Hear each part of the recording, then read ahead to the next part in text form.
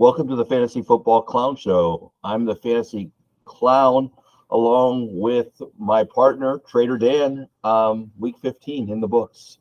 And, geez, congratulations, Dan. You made it to the final 8 teams in the Elite Eight. And so the first one of us really to get there. And so I bet you're riding high this week. Yeah, it's been a fun week, man. Really. I had quite a bit of teams on buys in my other league, so it was just nice to just focus on the one that was playing, and they did well. My team did well. I was happy. I essentially had it. I didn't have to, go into Monday night, which was nice. No stress. Just sit back and watch some of my friends in the league, watch their teams and get a win as well. So it was nice. Good week. Yeah, and all could change 7 days from now. You know what I mean? I could be sitting here. I could be sitting here with no teams left after next week, and I get the reality of it. But it's nice to enjoy it while you can. It reminds me a lot of like, you've been a coach of sports, and so I always feel like when you go to like a state playoffs or whatever that playoff is in your athletics, we get on a bus to go for that final game. And we don't know when that game is that we lose, but we collect the jerseys after that game on the bus. Like we actually take the uniforms. And when you get on the bus, you just came off of a week or whatever of practices up. And then 2 hours later, you have this performance. And then you get on the bus and it's just over. And you realize this will never be the same again. And it's kind of probably what NFL players feel like at the end of their season, too. Like this team will never be the same again. And, the same for our fantasy teams, even though we might have the same players, but it'll never line up the same again. And it's all this work and it's just over. And so it's kind of funny. Like it's just kind of how it parallels with that experience. And, you feel like you need a day of mourning almost when that finally ends. Like you kind of have like, figured out. But, one of the things I just want to start our show with and just kind of highlight is some of the four of us and maybe some of the things we have going on just to kind of get a feel for some of the successes and just want to do some shout outs. And so producer Brad, who puts up all the slides, some of the leagues that he's in the final four in, because I think sometimes I forget about all the other leagues beyond the Clownheads leagues. And so he's in the final four in a league, an IDP league called Paramount. In family business, small style, and a lot of us are in that league, which was kind of like our home league. Hello, my name is. That's a league that he just drafted a team this year with Justin and Dan as well. Living on the Edge, Heroes Got Remembered, Legends Never Die. Live Points Only League is a live league that Brad actually was right before filming today. Was at, and he goes each and every week to make roster moves. So they meet and have dinner every once a week. So pretty cool there. And then a league called Trenches and another league called Fantasy Addicts. So a ton of final four teams for Brad. And so congratulations, Brad. We'll be anxious to pick your brain on some of these ones that win, when you get through this week and then possibly get to win next week. So good luck in those teams. But I just listed out a whole bunch of leagues where, you're heading to the final four, and that's a testament to the way you run your teams. And so congratulations there. And I'm always anxious to find out what the start sits are, because I think that's one of Brad's strengths is his start sits and the decisions he makes throughout the year. Doesn't make a lot of trades, doesn't make a lot of roster pickups, just kind of patiently grinds it out and has a winning team based on the lineups he sets. JDM Clown, he's got the most Clownhead final four appearances out of the four of us. And so Clownheads redraft 1, Clownheads redraft 3, Clownheads 6, Clownheads 8. There are 4 of the Clownhead leagues that he's in the final four. So a couple first round buys, so he found a way to really, be the top team in those leagues or top 2 teams in those leagues. And then he's in the Lovers League. And then he's got a home league on CBS that he also is in the final four. And so, that's a league that, is been his longtime league, so it's always fun to get there. Just to highlight Trader Dan, and we're going to look at some of his teams later, but he's in an Elite 8 redraft, which actually brought me to Sleeper. Like Dan is who introduced me to the whole Sleeper app that we do I play all of my fantasy leagues on, but with this league back in 2018, I think was our first year. Is that right? 2018 Yeah. was the first season. And so, that league's been running. I never even make the playoffs in this league. It's pretty fun. But donator. and I just donate money every year. I think they're just like, this guy, he's just, I don't know, donates money every year. Like, I feel like every year I lose by a couple points, and I'm always right there, but I never get there. Like, it's just, that's been my MO for many years, and maybe I just stink at playing the game. It's really what it comes down to. Family business, small style. He's in the playoffs there, Final Four. Hello, my name is. He's facing producer Brad this week, so we're going to only have one of the two of them that advances. So, we might have to have a poll question on who's the best team there.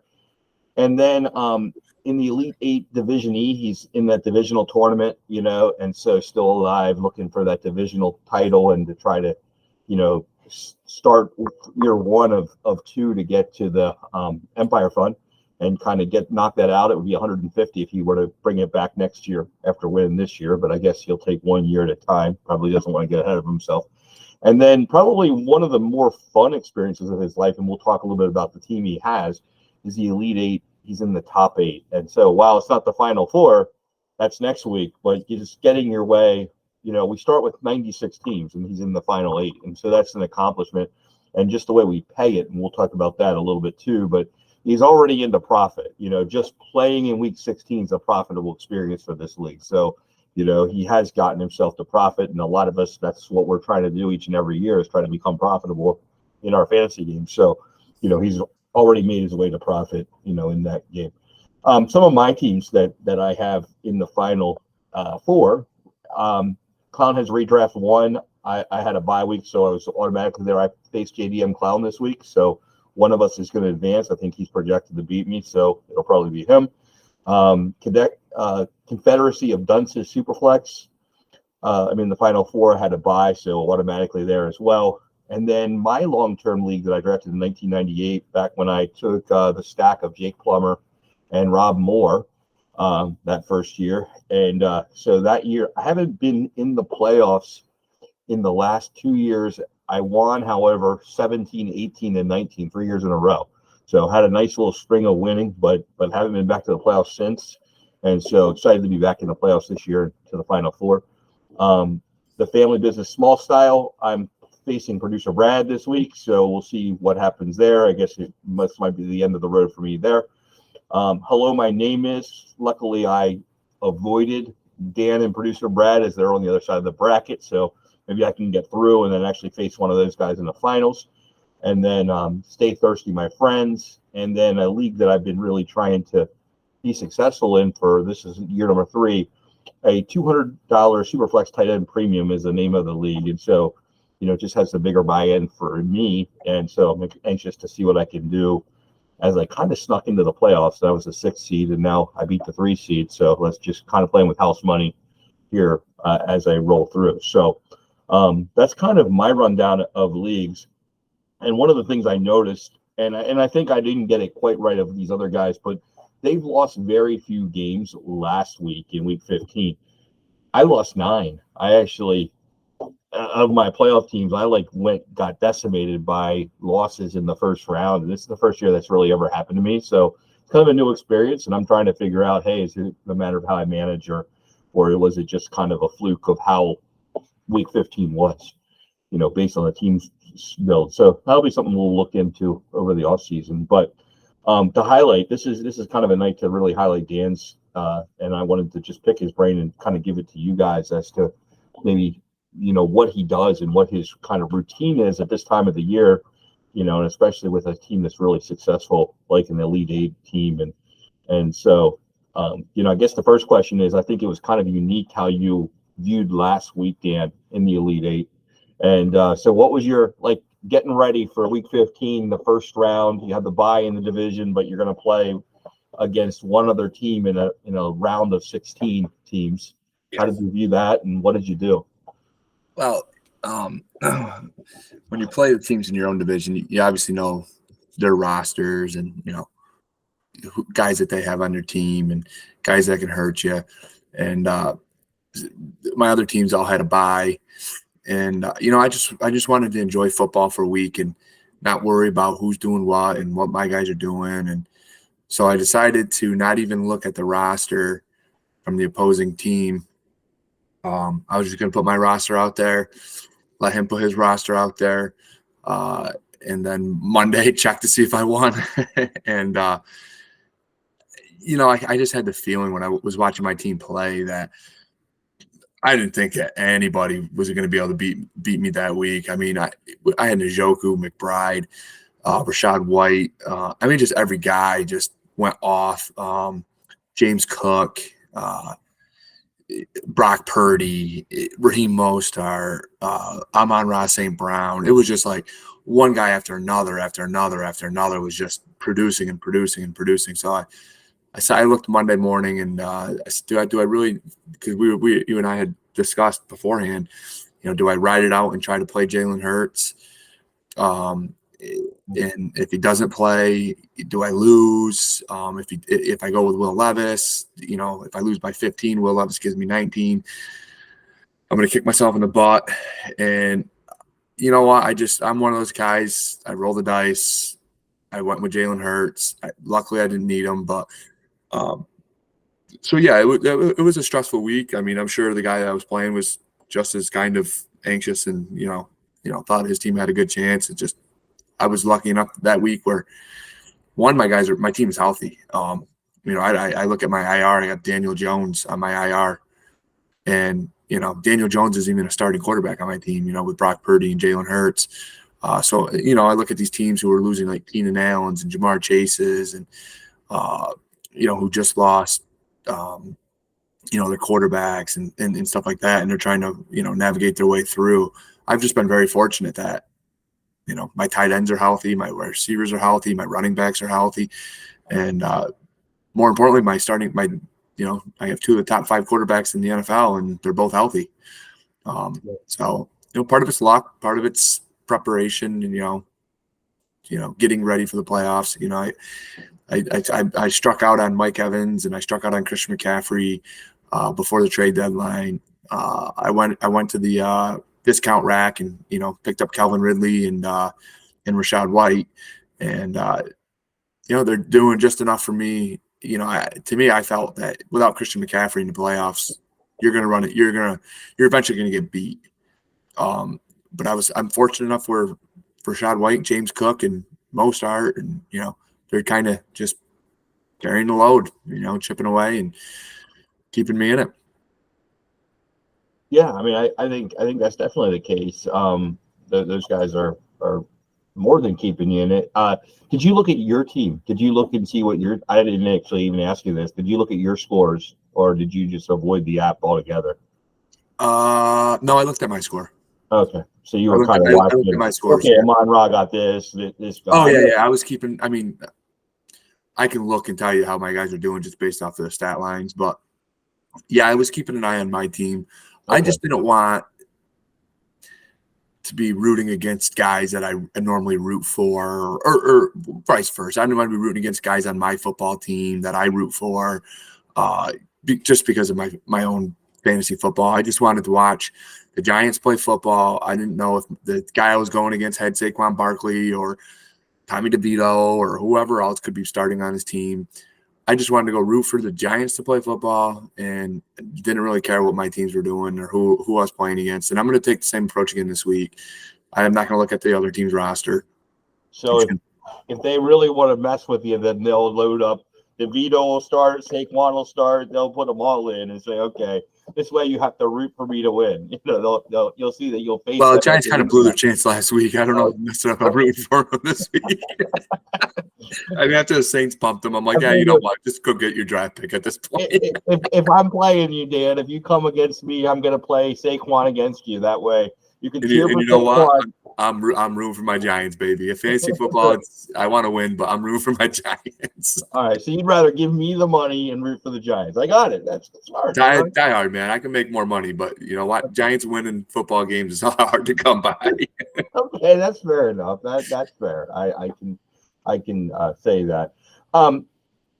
What kind of roster moves do you make now? Like, so we're down to 8 games. Like, is there tinkering that you're doing this week? Waiver pickups, in these dynasty leagues, there's just no pickup. So in fairness, there's just they're Thurman probably isn't a pickup this week. Like that's how crazy deep these things are. So I mean, but are you making any moves? I mean, I did. Let me take a look here because I forget because there's a couple leagues that I made a few moves in. Yeah, so I did pick up. Well, I did bid on Mason Rudolph, but I lost that bid. Okay. Only because I bid on him, but I wasn't necessarily care if I got him per se. So a provisional bid. I just didn't want him to go for free, and yeah. Really, I didn't have a roster spot that I thought was worth Mason Rudolph. Now I could be regretting that, but I did pick up was Tyler Goodson. He came in last week in relief. You know, the Indianapolis Colts are in and out of running backs like crazy, it seemed lately. He did enough to where I think he's worth a roster spot this late, especially going up against Vegas in week 17. That if Jonathan Taylor goes out and, you know, Zach Moss has been in and out, you know, and we're not really sure if it's a Trey Sermon show or if it's Tyler Goodson. So I did pick him up today just to say, hey, if I get in an absolute pinch, I can't imagine that I am. But if I'm getting in a pinch and this guy comes out and scores another double-digit performance, I don't get him for free next week. You know what I mean? It's just I don't get him for free. Now, if he comes out, lays an egg, I drop him. You know what I mean? But at least for this point, I got him for free. You know what I mean? Why not? Okay. He's a rookie. No, first year. But he's 23 years old. You know what I mean? So he's done enough to where I think that down the road he's going to get another chance. So I figured I'd pick him up. So that's the kind of roster move you're making. And you said that's it. You know, it's tough because, you know, my backup quarterbacks are really to handcuff my starters. And, so you know, I got a young team. I guess that's in Cloudheads, we start two quarterbacks. And so that's a good distinction. So you've actually handcuffed your starting quarterbacks there as well. Is that what? Yeah. You know, I learned last year, a guy in my league, I can't remember if it was, I think it was JS 111, or JSL 11. He went into the playoffs and one of his quarterbacks was hurt. And I think he had to play with one quarterback. And I'm like, man, I just never want to do that. I just never want to take that zero. Listen, if I got Brock Purdy, I want Sam Darnold. If I got Pickett, I want, well, Rudolph now, but Trubisky. If I got, I didn't have Mariota with Jalen Hurts, which we talked about. That was a mistake on my part. I should have went and got him. But, you know, like, but then I'm sitting there with Will Levis. So, you know, I would put Will Levis in over. But, you know, with these injuries and stuff, you don't know. Will Levis sprained his ankle last week. Well, if I was depending on him again this week, you know.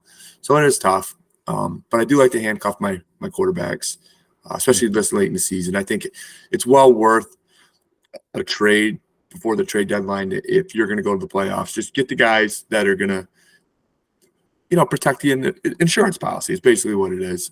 And it's cheap. You know, a lot of times, guys, I know I am. If I got a quarterback, you know, and the guy's going to the playoffs, I always shoot an offer. Hey, you know, what would you give me for this guy to you know, just so you don't run that issue? And I Colt McCoy last year, and I gave him away for a third round pick for right before the trade deadline to a guy who was going to the playoffs who had Kyler Murray.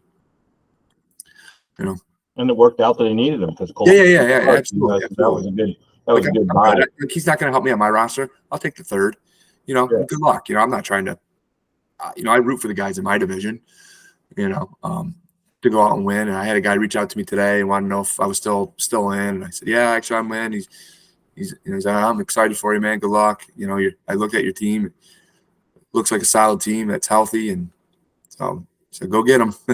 Very good. Yeah, that's good. Yeah, it's nice when the guys you play against all year come back and root for you. You know. So. Yeah, I mean, I feel like that's a little bit like the NFL, where people, you know, they want to see their division do well. You know, in a lot of cases. Let's bring up your Elite Eight team and just kind of take a look at that roster, and maybe one of the things that I guess I want to do a shout out about is, you know, you took over this team. You didn't draft it, and you took it over last year at the startup stage, and it, you know, we're going to look at the draft board a little bit later, but I mean, it was really we thought it was awful when we were giving it to you, but to your credit, even though it could have been perceived awful, you figured out a way to tweak it and get it to this point. So, I don't want to take that credit away from you because I don't think that many people could have turned it around like that. But I also I think it's also important to understand that appearances aren't everything, because it may not have been as awful as what it appeared either. Like it might have been somewhere you had to make the right moves. You had to really put your heart and soul into trading. It needed the right owner. But we looked at it and we're like, oh, that old team will never win. And we had this, like we had this view that this team will never win. and then to have it win in year 2 is kind of like almost like crazy, because you have such draft capital going forward that this team doesn't have to win this year because it will next year. Like it's kind of set up that it's not just like sold out all for this year. It's ready to win for a long, long time. And it's built for a dynasty. But take us through your team. Like take us through why you have these players. I mean, I think there's a important distinction. Like you didn't just, oh wow, I got Brock Purdy, I got Jalen Hurts, and it's just lucky and it all worked. And I don't think that's it. I think you there was a little luck involved, luck. But I think you targeted these guys and then went and got these guys specifically for this moment in time. Like it wasn't by accident that Brock Purdy didn't just fall in your lap and you're like, oh yeah, I guess I'll just have Brock Purdy. That's great. No, you said, hey, I want Brock Purdy because I think he's going to be this. Thing. Yeah. So before I get started talking about my team, a lot of the credit goes to, talking with you and talking with Brad and Justin, just getting together and talking football. And I'm a learner. I'm not, what I mean? I teach for a living, obviously, but I like to learn and pick other people's brains, only because I feel like the more you can learn, the better you are. But none of us know everything. You know what I mean? And so when I talk to you on the phone or I talk to you on the computer, we have long conversations, but they do sink in. So a lot of the credit to my teams that I build and stuff like that is a lot of just talking football with just other fantasy football players, just like you guys.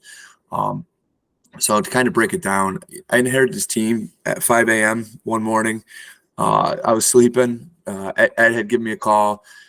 Said, I need a favor, man. I need a big favor. And you play in one of my leagues, and I play in one of your leagues, and you've been trying to get me in this league. And I wasn't into the scoring, the double tight ends, the 2 quarterback stuff. I'm just a traditional player. I kind of just wanted to get you off the phone. So I said, yeah, I'll take it. I want to go back to bed. The truth comes out. The truth comes out. By the way, you're drafting. I go, I'm drafting. You're drafted. So I get on there. I go, what the hell are you doing? You keep drafting me kickers. I'm like, how many damn kickers do I need? I don't have a receiver. I don't have a quarterback. You want to give me a kicker?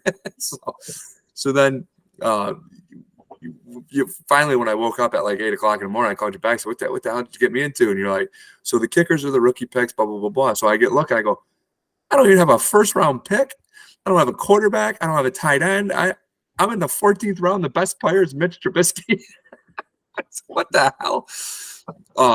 But to the league's credit, they were all involved. My entire league, when I started putting trades out there, they were all very responsive, and nobody just said, "Here, take this guy. I want you to be better and compete." But they were all very communicative, and I think that's a big part of building your team is having a good league. Not all trades go your way. Not all trades go in your favor. Not all trades go against you.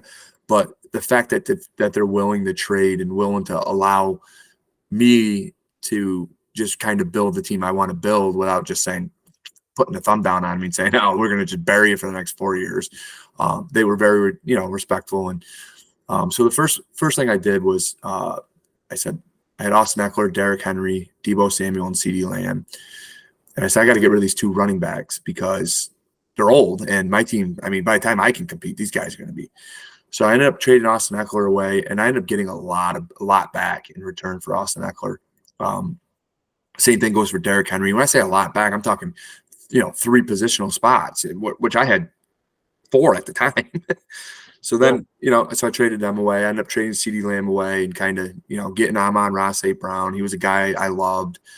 coming from the first year in the NFL, and so forth in there. And then then with Brock Purdy, I ended up picking him up off the waivers when you and I were having a conversation of like, oh, you're never gonna believe it. I mean, these people are freaking, I'm in this league that like you can't even pick up Brock Purdy, and I'm like, who the hell is Brock Purdy?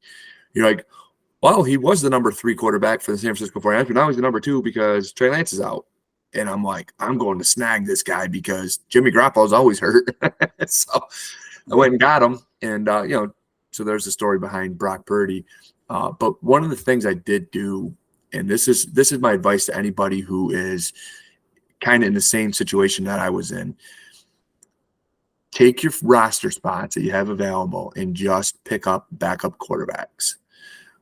Because that's the way you can rebuild a roster. And I know I've got a couple people that I talk to who, we communicate back and forth, and I tell them just, pick up backup quarterbacks. Now, the unfortunate thing is like guys like Jake Browning and stuff like that came in late. The guys like Nick Mullins after the trade deadline. So these people who are hosting them on their roster who are not in the playoffs sucks because now they can't get rid of these guys for the players. You know what I mean? But if I can interject there, Dan, but think about what it does for next year, right? So you have these on your team, right? And now one of 2 things happens. Either you pick them up again next year because you have free roster spots, and now Jake Browning doesn't matter, and you pick up guys earlier, or else the other people that would need them and would want to trade for them are like, oh shoot, they're going to not be there because they're going to be on his roster. So then they're going to fab bid it up, which is going to reduce the fab money that they have to spend on. Yeah, I don't know, like guys like Moss or somebody that maybe a running back that comes out of nowhere, or Puka Nacua that comes out of nowhere, not that he was available. But if all the money spent on backup quarterbacks because they were on your roster this year and they know that, okay, it's a thing, I got to go get it, then, that's kind of what you can hope to do, I think. So I guess I don't think that that's even a lost cause if you have them if you're on your roster, just kind of sitting there. It's nice, but it is nice to get rid of them while they are playing. I feel like you get more value. So that's basically what I did. I ended up just getting a boatload of quarterbacks, and when the starters went down, and I always sold reasonable because my team was bad. You know what I mean? I'm like, listen, I'll throw you my third and so-and-so, give me your second. It's going to be a late second anyway. Mine's an early third. All I want to do is just give me more draft capital in that second round where I could maneuver into the first round or whatever I needed to do. So that's key advice. Like when I look at my roster now, like I wouldn't even have Zach Evans on there and like on a team like last year. Goodson I wouldn't even have had. Dortch I wouldn't have had. If I keep looking down, I'd have all those guys. Even a guy like DeMarcus Robinson, he's playing well now, but on a rebuilding team, I don't necessarily know if he's there. I would almost rather just lock in another young backup quarterback that when they need him, somebody's going to come offer me a second for him, and then I can go draft my guys that I want. That's kind of how I started this rebuild. And then, really what helped me was when Brad was rolling those ping pong balls around last year, he dropped the number 1 and number 2 spot in my lap. So I was able to draft Bijan Robinson on a team that only had Jalen. So I started the year off with just Jalen Warren and Isaiah Pacheco as my 2 running backs before I drafted Bijan in Algier. Sorry, and then I drafted Bijan, and I traded Pacheco away straight even for James Cook, which in the beginning of the year was looking like it was a wash. Pacheco, James Cook, but the one thing I just really fell in love with James Cook was he just did so much with such little volume that to me was just like, if Buffalo ever just give him the ball, like just give the man the ball. And finally they fired their offensive coordinator, and now they got a guy that comes in. It's like, this guy needs to touch the ball 25 times. I mean, I've been saying it since week 2. I'm like, how's he not touching the ball 25 times? So I saw potential in him. It just, unfortunately, Buffalo wasn't tapping into him. So luckily I ended up getting him there. Rashad White, I made a deal. I ended up trading Jalen Warren and Kate Otten right before the trade deadline to grab him because I missed out on the Christian McCaffrey trade. Zay Flowers I drafted. St. Brown I got in on a CeeDee Lamb trade. I forgot how I ended up with Devontae. Calvin Ridley was another guy I went and got. And I needed him not for this playoff run, but right before the the week before the playoffs, I didn't have a fourth receiver, but I had Jacoby Myers, and Jacoby Myers was on bye week 14, and I needed a must win. So I ended up parting with Jacoby Myers and picking up Calvin Ridley. And to me, it was just like, it's a wash, you know what I mean? But at least I got a guy for week 14. And then Trey McBride, I did not draft.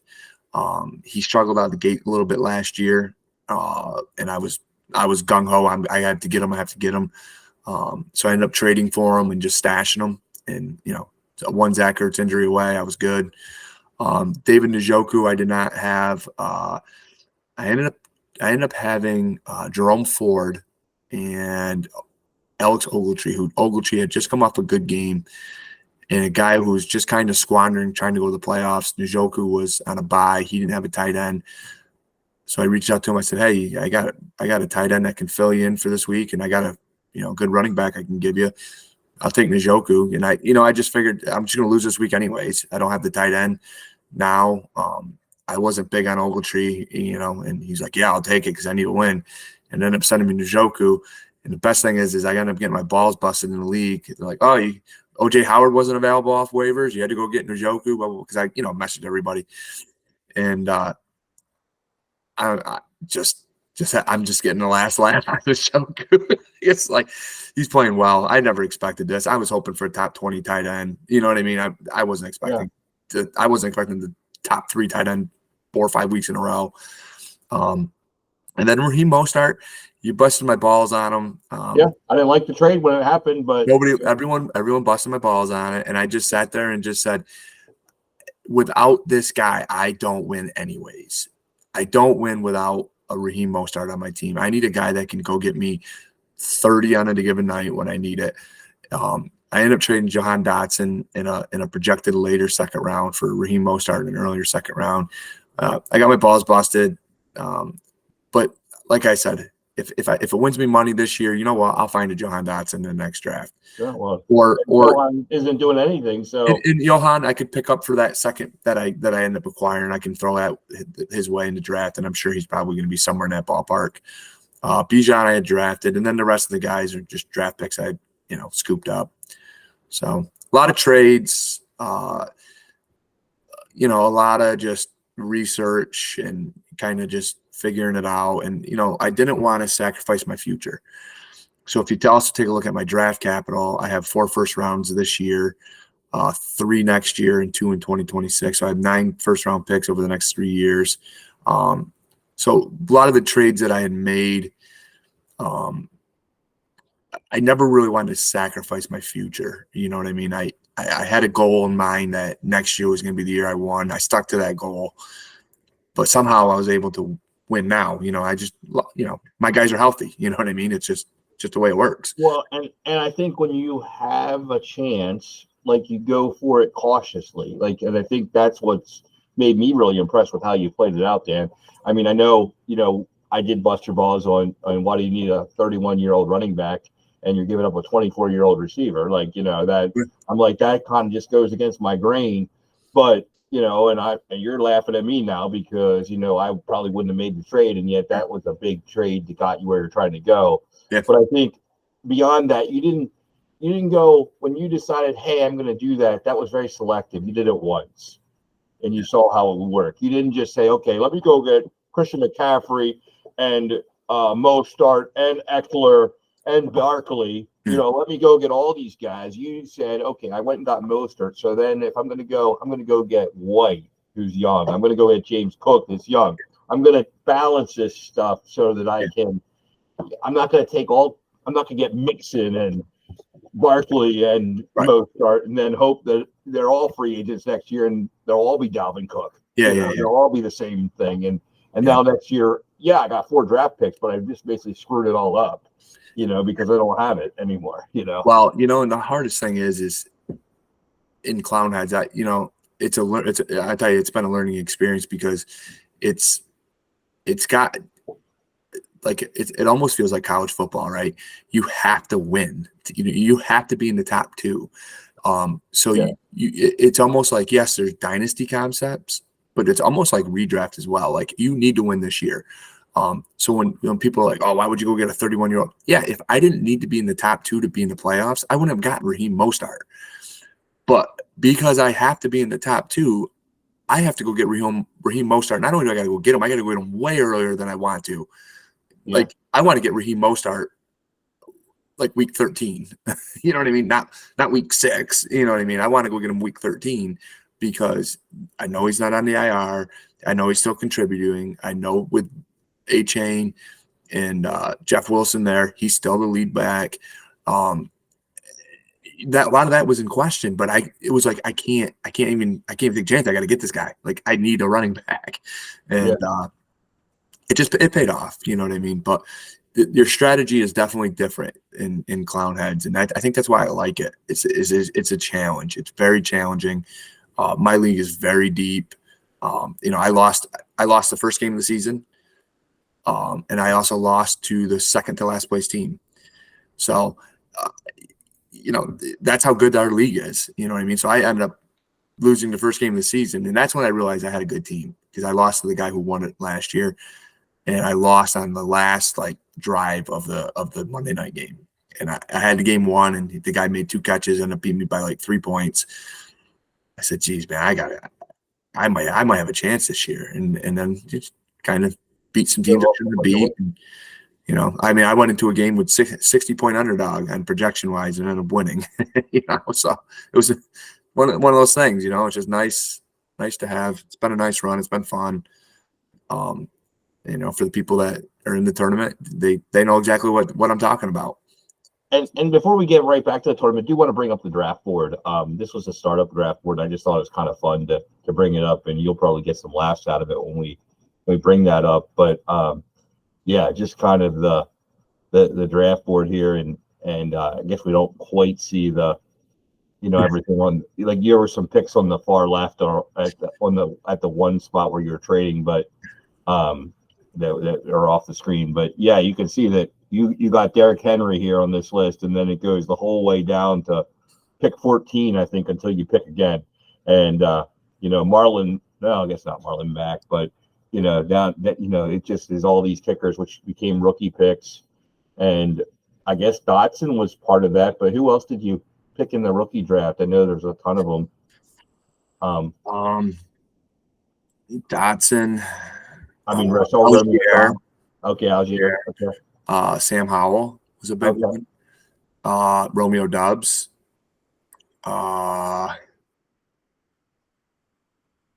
Did you take all kinds of quarterbacks in the league? Did you have Will, Ritter and Willis and Yep. I took them all. I took Ritter. So I did that, and that's to my point where with these guys who are just kind of at the bottom of the league and they're not really sure where to go or what to do, but to rebuild. I took Ritter late in the second round. Once he got the starting spot, a guy in the league asked me what I would do to get rid of Ritter because he needed a quarterback. I said, listen, he's a starting quarterback. I want a first round pick for him. I'm not gonna beat you up. I've got multiple quarterbacks, but I want a first for Ritter. Even though I paid late second for him, he's now the starter, and to me, a starting quarterback in his early 20s is worth the first. Absolutely not a problem. He sends me first. I send Ritter. Same thing with Sam Howell. I had a guy reach out to me in my league. Not looking back at it now, I probably sold Sam Howell a little cheap. But he just came off that 4 interception game against Buffalo. The guy needed a quarterback. It was 4 minutes before the kickoff. And I said, listen, Sam Howell's a first round pick. He's like, he was a third. He's a first round pick. He starts. I don't care. I want a first. I'm not asking for 2 firsts. I'm not asking for your checkbook. I'm asking you for a first round pick. To me, that's fair. At the end of the day, he agreed that it was fair. It was not a lot of people like to give up their first round picks, but so that's how I ended up acquiring those 9 draft picks was all based on those backup quarterbacks that I had picked up, and I was able to resell for a higher price. Cool, and I think that's and so that's all from the kickers in round 15 of a draft. It was a long ride, and it's funny. I always go back to the draft boards. And I've never been back to this one to see where I maybe made a mistake in drafting. You know what I mean? You have to go way down to the bottom, Brad, before you even see where he's picking, and you can see there they're freaking kickers until the cows come home. I mean, Yeah, I mean Teddy Bridgewater. I mean, I guess Tutu and Andy Atwell came out, Dalton. but what did Andy Dalton and Heineke? And I mean, well, Heineke's starting this week, so I guess that wasn't terrible. You know what I mean? Like, I don't think they've given up on him by now. But, he's one of those second round picks somewhere. I'm gonna pick it up later. yeah, I mean, and so if you hold some of these guys long enough, then he's a starting quarterback. You can kind of do that line where he's a starting quarterback. That's the hardest part too, is being patient. I missed out on a Dalton Schultz trade. It was really good trade in my favor. I'd felt, and I kind of like hemmed and hawed. I wanted to play the slow game with the guy, see if maybe we throw a draft pick in. And he goes, now that I think about it, I don't like this trade at all in my favor, and he takes it away. Well, there you go. I'm like, son of a bitch, I should have just accepted. So, well, and I think sometimes we learn a lot from the past if we're willing. I'll say that to myself. Sometimes I just accept the trades because, I'm like, am I really going to fight over a third round pick? Like, am I really going to risk ruining this deal? And so I know a lot of people. I'm probably a tough to trade with person because maybe play a little bit of a game, but I kind of laugh because most times of the trades that I make, which I don't make a ton, but I make a ton because of the many leagues. And I think the ones I make, I usually am accepting a trade, and it's typically on the first run. Like, so somebody will make me a decent offer, and I just am like, you know what? That's a good offer. It fills the need that I have, so I'm in. I'm just taking it. I'm not gonna get into a debate. I'm not gonna try to shake them down. I'm not gonna try to get this better. I'm just not. Like, it's fair. They gave me what I want. This is what makes my team better. It doesn't really matter what everybody thinks or if I got enough or if I could have gotten more. I'm just interested in how does it affect my team and my goal where I'm heading, and that's kind of how I run it. I mean, I feel like, hell, I made a trade just recently, like in the last week, and it was basically because it was what I wanted. I wanted Keaton Mitchell, and I had Trey Sermon, and I gave up Trey Sermon. I don't know if it was the right trade or not, and I don't know. I don't know if it's right. I just wanted to have Keaton Mitchell. Like, I just wanted a share of him, and I figured my acquisition price for Sermon was 0. And so, you know what? I turned 0 into a guy I wanted. 0 to another 0. It might be. It might be into another 0. You can put him on your IR. I did, and he'll be on my IR probably at the beginning of next season. I don't know when he comes back, really, but and that team's out of the playoffs, so neither player did me any good, really, the rest of the way. And maybe Sermon's a stud next year. Maybe he becomes something, but I really wanted Keaton Mitchell on my team. So I guess it was like, that was I didn't have very many shares. I think I had one other share. So it's like, pick up some. So, I think that's a distinction. Well, any other parting words before we wrap it up, Dan? It's an exciting weekend. I mean, good luck this weekend. I appreciate it. I'm excited for you. I'm living vicariously. It's nice. I got to get on and brag about my team a little bit. I've been playing the humble role for a while because it's fantasy football, and we all love the win, but it was just nice to kind of get out there and be in the part of the Elite Eight. I got a buddy that's in it as well who I watch football with, so it's exciting. He's got a tough matchup this week. Rooting for him, but we'll see. He's going to need Tyreek Hill back. That's for sure. You get through this week, and then it's hardware time. I mean, we give all 4 teams in the Final Four hardware. So you get through this week, and it's hardware time. Like, so that's kind of cool. And, that's one of the cool things. Be nice for my new man cave. Yeah, and hardware is good. Winning the division also gets you the certificate. So I don't know if your autograph is worth a lot of money, Dan, but you'll sign your own certificate, which is pretty cool. Like, you'll get a copy of your autograph. I mean, maybe you want to sell my autograph because that's pretty important. My autograph's not worth much. Yeah, there you go. But what I will say about the Elite Eight, one of the things I like about our big tournaments are we really are. It's I don't know if everybody else hates it, but I hate it when you have this great season, and then all of a sudden in week 15 you have this bad week, or you have this great season, your team has a bye, and in week 15 it just goes freaking off, and then week 16 just is the week from hell, and it's all gone. There's nothing to show for it because It's just all gone one bad week. And that is true in the NFL. You can have one bad week and it's all done. I get it. But, one of the things I like about the way we pay out is, just by getting here to this point, playing in this game in week 16, you're guaranteed to double your money already. Like you're already, just by making it to the playoffs in week 15 in that big playoffs, you're guaranteed to actually get very close to breaking even. So you're already getting a game check for just playing week 15. And then, so if you had the bad week in week 15 and you were part of the 8 unfortunate people, you're almost even, and now you still have a shot to go get profit in your division. If you did get by like where you are, you're sitting there, okay, I've doubled my money now, and I've got a chance to really go make money a couple different ways. So there's a lot of ways that, but even if this week is an unfortunate week and you lose out of everything, you're like, okay, at least I doubled my money this year.